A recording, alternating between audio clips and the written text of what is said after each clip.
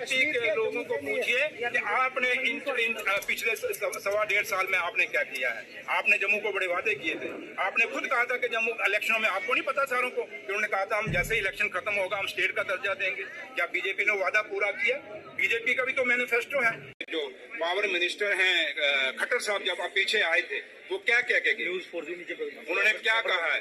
मुझे जहाँ तक पता है उन्होंने कहा कि इन प्रोजेक्टों को फ्री हैंड दीजिए, इन प्रोजेक्टों को काम करने दीजिए। सुनील शर्मा साहब को कहिए सरकार काम कर रही है, लेकिन आप बताएं कि एक सीनियर प्रोजेक्ट के ऑफिसर ने ये कहा कि बीजेपी के 2 एमएलए जो हैं वो हमें यहाँ पे काम नहीं करने दे रहे, हमें प्रोजेक्ट नहीं चलाने दे रहे, और अगर ऐसे ही करेंगे तो हम प्रोजेक्ट बंद करके चले जाएंगे।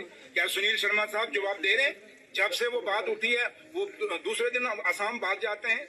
हम भी सवाल पूछते हैं कि सुनील शर्मा साहब हमें बताइए वो 2 एमएलए कौन है बीजेपी के जो किश्तवाड़ में प्रोजेक्टों को नहीं चलने दे रहे? कौन है वो सीनियर लीडर जिसकी पर्ची पे वहाँ पे लेबर लगती है? कौन है वो बीजेपी का सीनियर लीडर जिसके कहने पे वहाँ जेसीबी मशीनें और वहाँ जो डंपर जो हैं वो वहाँ प्रोजेक्टों में लगते हैं? कौन है वो बीजेपी का सीनियर लीडर जिसका नाम जिक्र हो रहा है, जिसकी पर्ची के ऊपर वहाँ बजरी और रेते की सप्लाई होती है? इसलिए उनको बोलिए कि सरकार जम्मू कश्मीर की डेवलपमेंट की बात कर रही है।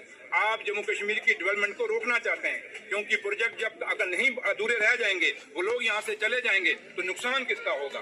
खाली जम्मू कश्मीर का नहीं होगा बल्कि देश का होगा। इसलिए इन देशभक्तों को मैं कहना चाहता हूँ कि आप ये देश के लिए बने हुए जो प्रोजेक्ट बन रहे हैं इनको फ्री हैंड दीजिए, इनको चलना दीजिए। इसलिए पहले आप उमर अब्दुल्ला सरकार क्या कर रही है, हम 5 साल बाद जब इलेक्शन में उतरेंगे लोग इसका जवाब देंगे। आपने क्या किया है? आपने जम्मू को बड़े वादे किए थे। आपने खुद कहा था कि जम्मू इलेक्शनों में, आपको नहीं पता सारों को, उन्होंने कहा था हम जैसे ही इलेक्शन खत्म होगा हम स्टेट का दर्जा देंगे।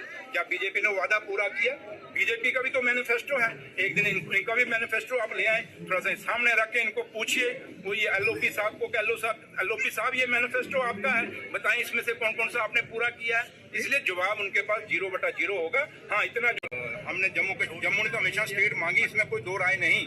लेकिन जब अपना हमारे जो जम्मू कश्मीर का जब ये 2019 में जब स्टेट को तोड़ा गया, स्पेशल स्टेटस तोड़ा गया, और हमेशा लद्दाख जो था वो हमेशा कहता था हमें यूटी बनाओ, लेकिन आप लद्दाख की हालत देख लें। आज वही लद्दाख सड़कों पे है, रोज वो सड़कों पे उतरता है। पीछे करगिल में क्या हुआ, लद्दाख में क्या हुआ, आपने देखा है। तो इसलिए जो हमें एक्सपीरियंस है, हमें जो तजुर्बा है, ये नहीं चल सकता। और जम्मू को स्टेट बनाने से मुझे पता है फायदा क्या होगा। मैं वो शख्स हूँ जिसने शेर कश्मीर एजुकेशन यूनिवर्सिटी को बाइफरकेट कराया था। 1995-96 में ये एक यूनिवर्सिटी हुआ करती थी। मैं उसमें वहाँ नौकरी था, मैं यूनियन का प्रेसिडेंट था। मैं वाहिद वो आदमी हूँ जिसने वो आंदोलन किया था और हमने वो यूनिवर्सिटी बनाई थी। तो इसलिए ये बात अलग है कि हमें कुछ अगर इंस्टीट्यूशन चाहिए वो उसकी बात हम रखें, लेकिन जम्मू कश्मीर को अलग करने से हमारी सभ्यता खत्म होगी, हमारी संस्कृति खत्म होगी। अभी आप देख लें, खाली एक दरबार बंद हुआ था। दरबार मुंह खर्चा चलेगा, आपका रेवेन्यू कितना आएगा?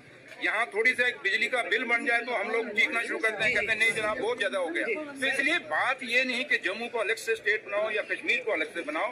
बात एक है कि जम्मू कश्मीर के मुद्दे क्या हैं, जम्मू कश्मीर का नौजवान चाहता क्या है, जम्मू कश्मीर की आने वाली नस्ल क्या चाहती है, उस नस्ल को पूछना चाहिए। ये चंद लोग उठते हैं, आके अपना बयान देते हैं और दिहाड़ी चलाते हैं, उससे काम नहीं चलना।